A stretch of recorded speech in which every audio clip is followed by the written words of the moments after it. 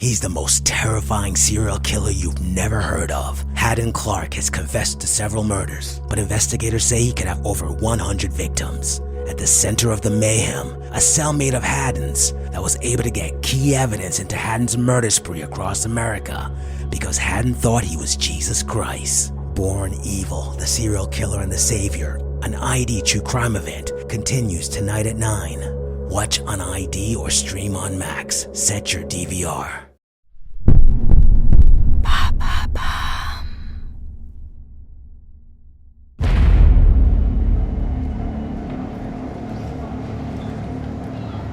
Tamerlan Tsarnaev avance dans les couloirs de l'aéroport JFK à New York. Il vient de passer 6 mois au Daghestan. Il fait son retour avec un look légèrement différent. Du col encadre ses yeux. Sa barbe épaisse masque une certaine anxiété. Ses pas vers le poste de contrôle sont calculés, discrets. Il tend son passeport, sa main frôle celle de l'officier, un frisson parcourt son échine. L'officier le dévisage. Le voyageur tend sa carte de résident permanent. L'officier la saisit, son regard fixe l'écran. Nom, Tsarnaev. Prénom, Tamerlan. Il scanne la carte dans le système. Tout est valide. L'officier demande à Tsarnaev de se placer pour la photo. Le flash se déclenche. Vos empreintes. L'officier compare les informations. Aucune alerte ne s'affiche. L'officier appuie sur quelques touches, finalise la procédure. Vous pouvez entrer aux États-Unis. Le FBI ne reçoit aucune notification. Pourtant, ce voyageur aurait pu les intéresser.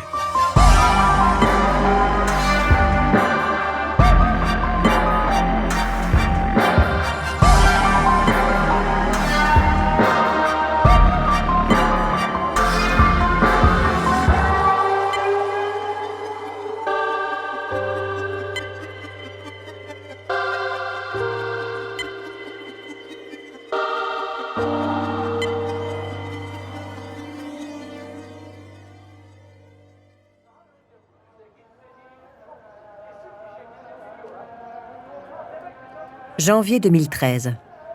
Il neige sur la banlieue de Boston. Tamerlan entre dans la mosquée. Il enlève ses chaussures. Le sermon commence. Le prédicateur parle. Tamerlan ne l'aime déjà pas beaucoup. Il le trouve trop libéral. À un moment, l'imam compare Muhammad à Martin Luther King Jr. Tamerlan fronce les sourcils. Il se lève brusquement. « Arrêtez vos conneries !» Les têtes se tournent vers lui. Il continue, plus fort. « Vous n'êtes pas un vrai musulman !» Les gens se lèvent, ils crient « Assez !» Le désordre grandit. Quelqu'un s'approche de Tamerlan. « Vous devez partir. » Tamerlan résiste. Il est poussé vers la sortie. Il pose ses pieds nus sur le sol froid. Bientôt, il leur montrera ce que c'est qu'être un vrai croyant.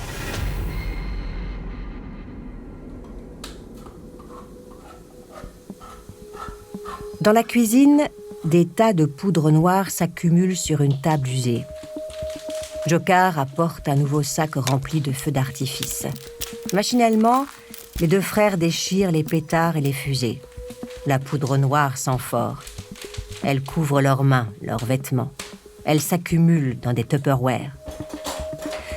Parfois, ils sortent, chargent le tout dans la voiture de Tamerlan. Le processus est répétitif, fastidieux. Mais chaque gramme de poudre est précieux. Dzhokhar pénètre dans un commerce de Boston, un de ces magasins un peu fourre-tout où l'on trouve toutes sortes de produits débarqués par conteneurs entiers depuis la Chine. Dzhokhar navigue à travers les allées, poussant un caddie rouge. Il examine plusieurs articles, il fait son choix et saisit 2 objets identiques. Il sort du magasin, retrouve son frère sur le parking. Il vient d'acheter 2 cocottes minutes.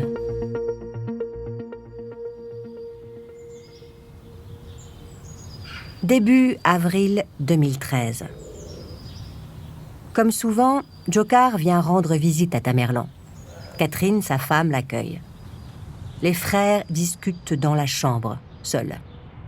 Tamerlan regarde Dzhokhar. « Il est temps », lui dit-il. Il avait prévu de passer à l'acte pour la fête du 4 juillet. Mais les bombes ont été finalisées plus vite que prévu. Tamerlan allume la télévision. Une chaîne locale rappelle que ce lundi, ce sera le Patriots Day. Et qu'à cette occasion, comme tous les ans depuis 1897, 30 000 coureurs participeront au célèbre marathon de Boston. « Le marathon », murmure Dzhokhar. La porte de la chambre s'ouvre doucement. La femme de Tamerlan vient chercher les deux frères. Le dîner est presque prêt. Tamerlan change vite de chaîne.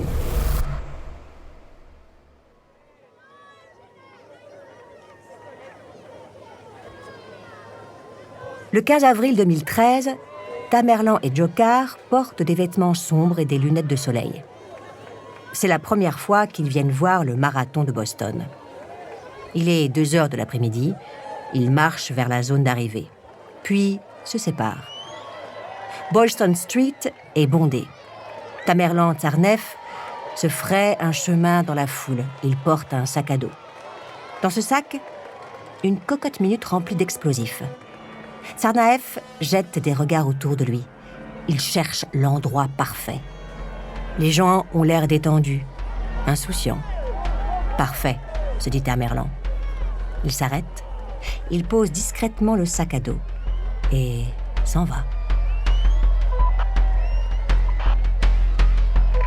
Un agent de police surveille la foule. Il s'appelle Mark, un flic parmi des centaines d'agents rassemblés au cœur du plus gros dispositif de sécurité de l'année. Son talkie-walkie grésille. Les coureurs défilent à rythme régulier, leur numéro épinglé sur le torse. Cela fait déjà 1 heure que le vainqueur a franchi la ligne d'arrivée. 2h10. Mark n'arrive pas à comprendre comment on peut courir si vite. Les spectateurs crient, encouragent, certains franchissent la limite, alors Mark siffle. Il fait des gestes fermes pour inciter les plus intrépides à reculer. Mark regarde sa montre, déjà 14 heures passées. Il a faim. Il échange un regard avec un collègue au loin. Il lui dit « C'est bientôt la pause ?» L'air est chargé d'odeurs de friture au coin de Boylston Street. Dzhokhar fait son apparition. Il se faufile, le sac à dos nonchalamment jeté sur l'épaule. Il s'arrête, regarde autour de lui. Les gens passent, perdus dans leurs pensées, leurs écrans. Il dépose son sac près d'un poteau, d'un geste délicat. Un type croise son regard. Il baisse les yeux. Puis, il s'éloigne, se fond dans la masse. Un chien aboie au loin. Son téléphone vibre. C'est Tamerlan. Ils échangent quelques mots, bref, codés. Dzhokhar raccroche. Mark reçoit un message sur son talkie-walkie. Attention, activité suspecte sur Boylston Street. Groupe de pickpocket repéré. Son regard se durcit. Il range rapidement son talkie-walkie. Son pas s'accélère, décidé en direction de Boylston Street. La pause repas, ça ne sera pas pour tout de suite. La foule acclame les coureurs. Tamerlan et Dzhokhar se tiennent à distance l'un de l'autre, non loin de la ligne d'arrivée. Tamerlan tient une télécommande de voiture téléguidée, comme s'il jouait à un jeu. Les gens ne se doutent de rien. La foule est compacte. Les coureurs continuent d'affluer. Le moment semble idéal. Tamerlan regarde Dzhokhar. Il a un doute. Et si ça ne marchait pas? Tamerlan ferme les yeux. Il appuie sur le bouton.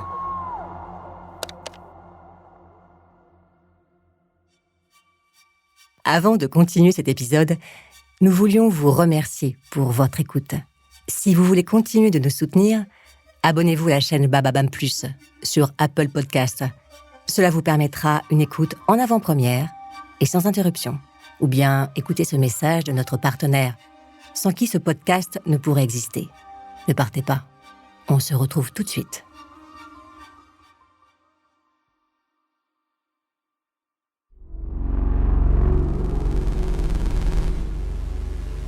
Dans la cocotte minute, une minuscule étincelle se produit. La poudre noire s'embrase. La combustion rapide crée une onde de choc.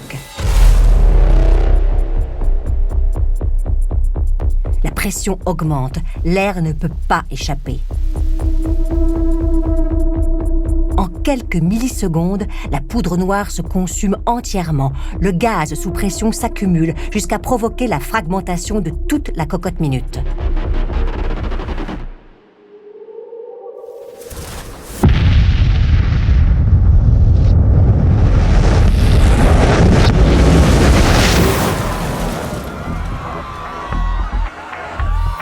L'explosion déchire l'air. Un grondement sourd envahit la rue. Le sac à dos éclate, projetant des éclats métalliques dans toutes les directions. Les clous et les billes d'acier deviennent des projectiles mortels, volant dans tous les sens à des vitesses vertigineuses. Les vitrines des magasins volent en éclats, le verre pulvérisé se mélange aux cris. Les coureurs et spectateurs sont projetés au sol, des dizaines de personnes sont touchées par des projectiles. Mark entend une explosion. Il sent l'onde de choc se propager sur son corps. C'est une détonation assourdissante, suivie d'un silence momentané. Les premiers cris émergent doucement. Quelques secondes plus tard, encore plus près, on entend un second souffle tout aussi violent. On suffoque, la fumée enveloppe les lieux. Un voile gris semble masquer le chaos. Mark court vers l'épicentre, des cris déchirant l'air, aigus, paniqués. La fumée se dissipe lentement. Des ruisseaux rouges serpentent entre les débris. Des corps gisent, certains immobiles, d'autres se tordent de douleur. Mark voit des blessés, ils sont livides, parfois inconscients. Certains ont d'immenses plaies béantes. La panique est partout. Les gens courent sans but, hurlent des noms. Mark se fraye un chemin. Il parle dans son talkie-walkie. Il vient d'avoir un attentat. Tamerlan scanne la foule en déroute. Il y a un éclat de fierté dans son regard. Il est conscient de l'ampleur de ce qu'il vient d'accomplir. Un nouveau 11 septembre. À côté, Dzhokhar observe le chaos. Sous le choc, mais ressentant une puissance immense. Les cris, la panique, la fumée. Tout témoigne du succès de leur opération.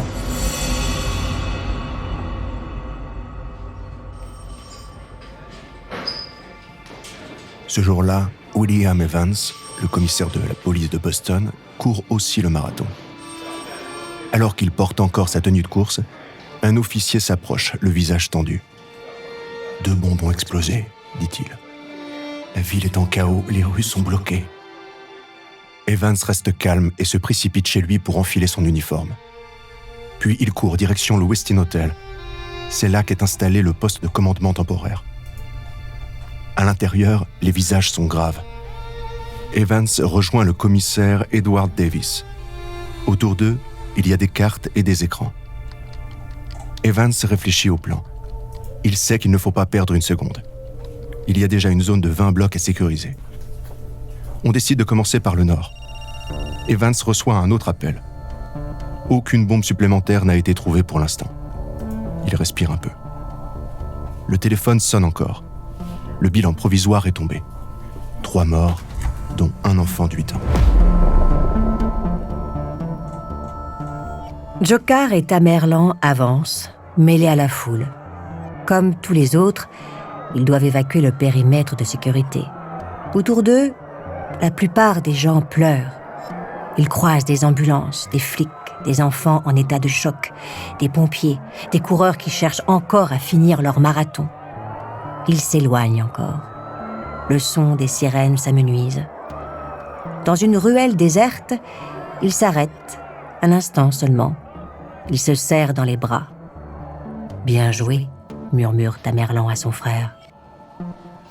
Au QG de la police, les preuves s'accumulent. Photos, vidéos, débris.